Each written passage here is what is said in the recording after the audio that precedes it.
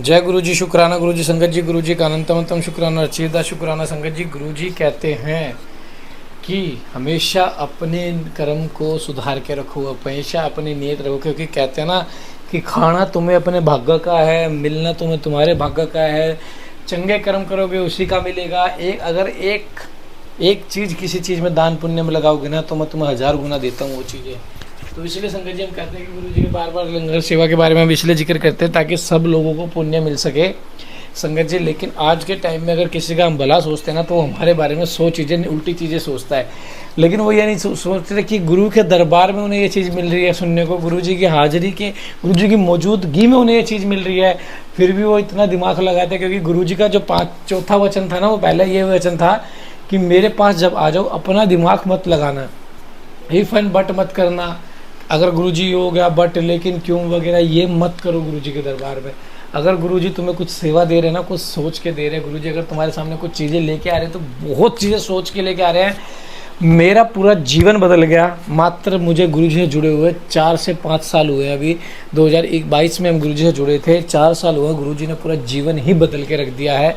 ये सिर्फ गुरुजी के सरेंडर का जो हमने गुरुजी को समर्पण किया कि दुख हो सुख हो, जय गुरुजी, शुक्राना गुरुजी रहेगा बस। तो पाठ को शुरू करते हैं। चैनल को सब्सक्राइब कर लो, हर पाठ को सुनो और आगे शेयर करो, गुरुजी के दर्शन कर लो।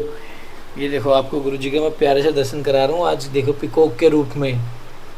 जय गुरु जी, शुक्राना गुरु जी। जय गुरु जी। अब सन्यासी के शव के संस्कार की विधि बताते हैं। पुत्र या शिष्य आदि को चाहिए कि यति के शरीर का यथोचित रीति से उत्तम संस्कार करे। ब्राह्मण, मैं कृपा पूर्वक संस्कार की विधि बता रहा हूँ, सावधान होकर सुनो। पहले यति के शरीर को शुद्ध जल से नहलाकर पुष्प आदि से उसकी पूजा करें। पूजन के समय शरीर रुद्र संबंधी चमकाध्याय और नमकाध्याय का पाठ करके रुद्र सूक्त का उच्चारण करके उसके आगे शंख की स्थापना करके शंखस्थ जल से यति के शरीर का अभिषेक करें। सिर पर पुष्प रखकर प्रणव द्वारा उसका मार्जन करें। पहले के कौपिन आदि को हटाकर दूसरे नवीन कौपिन आदि धारण कराएं। फिर विधि पूर्वक उसके सारे अंगों में भस्म लगाएं। विधिवत त्रिपुंड लगाकर चंदन द्वारा तिलक करें। फिर फूलों और मालाओं से उसके शरीर को अलंकृत करें। छाती, कंठ, मस्तक, बाएं कलाई और कानों में क्रमशः रुद्राक्ष की माला के आभूषण मंत्रोच्चारण पूर्वक धारण कराकर उन सब अंगों को सुशोभित करें।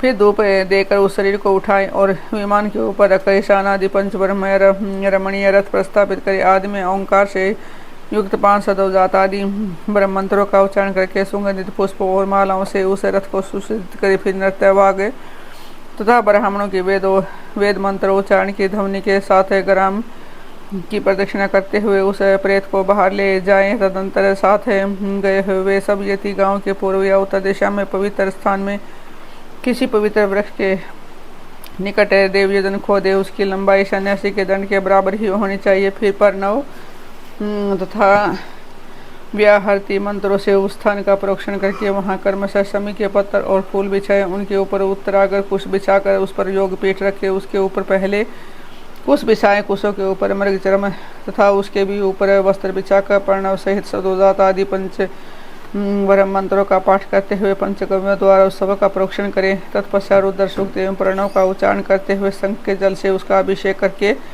उसके मस्तक पर फूल डालें। शिष्य आदि संस्कार करता पुरुष वहां गए हुए मृत यति के अनुकूल भाव रखते हुए शिव का चिंतन करता रहे। तदंतर ओंकार का उच्चारण और स्वस्ति वाचन करके उस शव को उठाकर गड्ढे के भीतर योगासन पर इस तरह बिठाएं जिसे उसका मुख पूर्व दिशा की ओर रहे। फिर चंदन पुष्प से अलंकृत करके उसे धूप और गुगुल की सुगंध दे।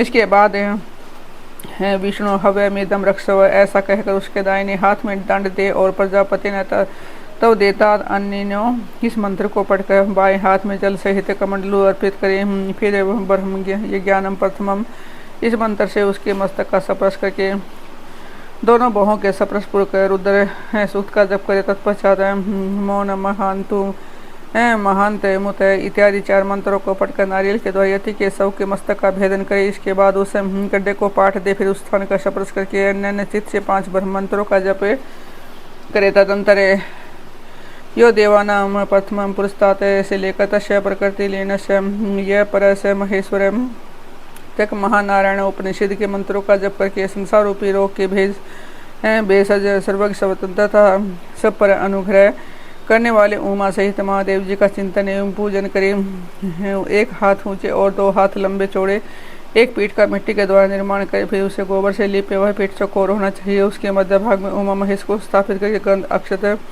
सुगंधित पुष्प बेलपत्र और तुलसी दलों से उसकी पूजा करें। तत्पश्चात प्रणव से धूप और दीप निवेदन करें, फिर दूध और भविष्य का नैवेद्य लगा 5 बार परिक्रमा करके नमस्कार करें, फिर 12 बार प्रणव का जप करके प्रणाम करें। तदंतर मैं ब्रह्मीभूत यति की तृप्ति के लिए नारायण पूजन, बलिदान, धरती दीपदान संकल्प करके अगर गर्त के ऊपर मृणमय लिंग बनाकर पुरुष सूक्त से पूजा करके धरती समृद्ध पायस की बलि दे, घी का दीपक जला पायस बलि को जल में डाल दे। तत्पश्चात दिशा विदिशाओं के कर्म से प्रणव के चरणपूर्वक ओम ब्रह्मणे नमः इस मंत्र से ब्रह्मीभूत यति के लिए शंख से 8 बार अतः जल दे। इस प्रकार 10 दिनों तक करता रहे मुनि श्रेष्ठ। यह दशा तक की विधि तुम्हें बताई गई है। अब यतियों के एकादशा की विधि सुनो। यति के लिए एक एकादशा है। कीर्तक का वर्णन सकन जी कहते हैं कि वामदेव यति का एकादशा प्राप्त होने पर जो विधि बताई गई है उसका मैं तुम्हारे स्नेहवश वर्णन करता हूँ। मिट्टी की वेदी बनाकर उसका सम्मार्जन और उपलेपन करिए। तत्पश्चात पुण्य वाचन पूर्वक प्रोक्षण करके पश्चिम से लेकर पूर्व की ओर 5 मंडल बनाए और स्वयं श्राद्ध करता उत्तराभिमुख बैठकर कार्य करें। पारदेश मात्र लंबा चौड़ा चौकोर मंडल बनाकर उसके मध्य भाग में बिंदु, उसके ऊपर त्रिकोण मंडल, उसके ऊपर षटकोण मंडल और उसके ऊपर गोल मंडल बनवाएं। फिर अपने सामने संघ की स्थापना करके पूजा के लिए बताई हुई पद्धति के क्रम से आत्मन प्राणायाम एवं संकल्प करके पूर्वोक्त 5 अतिवाहिक देवताओं का देवेश्वरी विधियों के रूप में पूजन करें।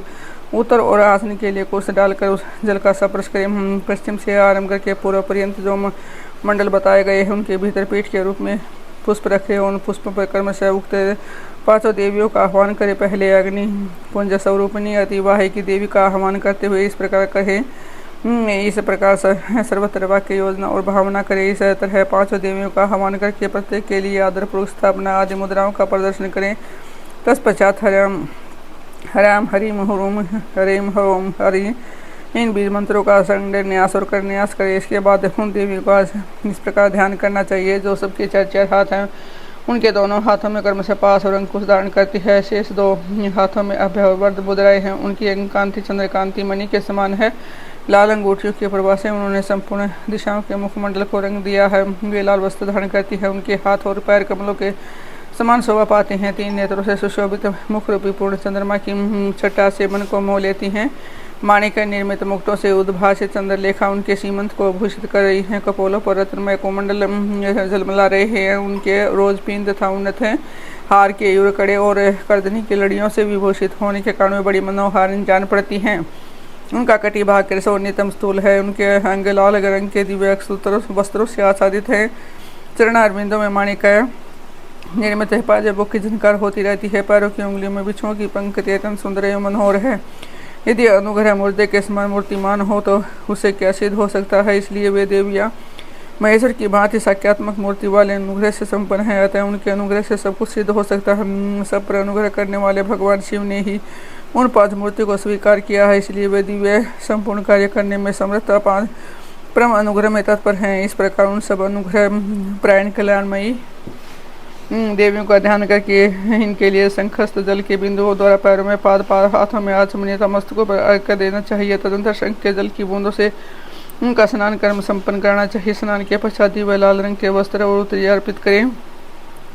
बहुमूल्य मुकुट एवं आभूषण इन वस्तुओं के अभाव में मन के द्वारा भावना करके उन्हें अर्पित करना चाहिए। तत्पश्चात सुगंधित चंदन अत्यंत सुंदर अक्षत उत्तम गंध से युक्त मनोहर पुष्प चढ़ाएं। अत्यंत सुगंधित धूप और घी की बत्ती से युक्त दीपक निवेदन करें। इन सब वस्तुओं को अर्पण करते समय आरंभ में ओम हरिम का प्रयोग करके फिर समर्पयामि नमः बोलना चाहिए तथा इसी तरह अन्य उपचारों को अर्पित करते समय वाक्य योजना लेकर लेनी चाहिए। दीप समर्पण के पश्चात हाथ जोड़कर प्रत्येक देवी के लिए पृथक केले के पत्ते पर पूरा सुवासित नैवेद्य रखे। वह नैवेद्य घी शक्कर और मधु से मिश्रित खीर पुआ केले के फल और गुड़ आदि के रूप में होना चाहिए।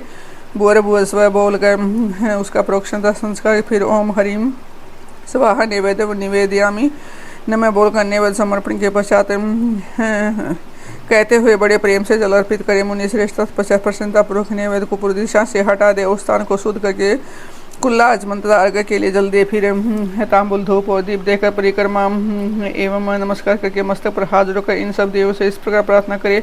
हे श्री माता, आप अत्यंत प्रसन्न हो, जीव पद की अभिलाषा रखने वाले इस यति को परमेश्वर के चरणारविंदों में रख दे और इसके लिए अपनी स्वीकृति ने इस प्रकार प्रार्थना करके उन सब का वे जैसे आई थी इसी तरह विदा लेकर विसर्जन कर दे। फिर उसका प्रसाद ले कुमारी कन्या को बांट दे, गौ को खिला दे अथवा जल में डाल दे, इनके सिवा और कहीं किसी प्रकार भी न डाले। यही पार्वण करें यति के लिए यही एकादिष्ट श्राद्ध का विधान यही है। यही पार्वण श्राद्ध के लिए जो नियम है उसमें बता रहा हूँ मुनि श्रेष्ठ, तुम उसे सुनो, इससे कल्याण की प्राप्ति होगी। श्राद्ध करता पुरुष स्नान करके प्राणायाम करे, जो को पवित्र पहन साधन हो, हाथ में पवित्र धारण करके देश काल का कीर्तन करने के पश्चात मैं इस पुण्यतिथि को पार्वण श्राद्ध करूँगा। इस तरह संकल्प करे। संकल्प के बाद उत्तर दिशा में आसन के लिए उत्तर कुश बिछाए, उत्तम कुश बिछाए, फिर जल का स्पर्श करें। आसन पर दृढ़तापूर्वक उत्तम व्रत का पालन करने वाले 4 शिव भक्त ब्राह्मणों को बुलाकर शिव भक्ति से बिठाएं। वे ब्राह्मण उबटन लगा स्नान किए होने चाहिए। उसमें से एक ब्राह्मण से कहें कि आप विश्वदेव के लिए यहाँ श्राद्ध ग्रहण करने की कृपा करें। इसी तरह दूसरे से आत्मा के लिए, तीसरे से अंतरात्मा के लिए, चौथे से परमात्मा के लिए श्राद्ध करने की प्रार्थना करें। श्राद्ध करता यति श्राद्ध और आदरपूर्वक उन सब का यथोचित रूप से वर्णन करें। फिर उन सब के पैर धोकर उन्हें पूर्वाभिमुख बिठाएं और गंध आदि से अलंकृत करके शिव के सम्मुख भोजन कराए। तदंतर वहाँ गोबर से भूमि को लिपकर पूर्वाग्र कुश बिछाए और प्राणायाम पूर्वक पिंडदान के लिए संकल्प करके 3 मंडलों की पूजा करें। इसके बाद पहले पिंडों को हाथ में लें, हाथ मने इमं पिंडम ददामि, ऐसा कर पिंड को प्रथम मंडल में दे दे। तत्पश्चात दूसरे पिंड को अंतरात में इमं पिंड ददामि कहकर दूसरे मंडल में दे दे। फिर तीसरे पिंड को परमात्मा ने इमं पिंडम ददामि कहकर तीसरे मंडल में अर्पित करे। इस तरह भक्ति भाव से विधि पूर्वक पिंड और कुशोदक कर देगा। तत्पश्चात उसका परिक्रमा और नमस्कार करे। तदंतर ब्राह्मण को विधिवत दक्षिणा दे। उसी जगह उसी दिन नारायण बलि करके रक्षा के लिए सर्वत्र श्री विष्णु की पूजा का विधान है। अतः विष्णु की महापूजा करे और खीर का नैवेद्य लगाए। इसके बाद वेदों के पारंगत 12 विद्वान ब्राह्मणों को बुलाकर केशव आदि नाम मंत्रों द्वारा गंध पुष्प और अक्षता आदि से उनकी पूजा कर उनके लिए विधि पूर्वक जूता, छाता और वस्त्र आदि दें। अत्यंत भक्ति से भांति भांति के शुभ वचन कहकर उन्हें संतोष दे। फिर पूर्वाग्र कुशों को बिछा कर ओम भूः स्वाहा, ओम भूः स्वाहा, ओम सुबह स्वाहा ऐसा उच्चारण कर पृथ्वी पर खीर की बलि दे। मुनीश्वर, यह मैंने एकादशा की विधि बताई है, अब द्वादशा की विधि ही बताता हूँ, आदर पूर्वक सुनो।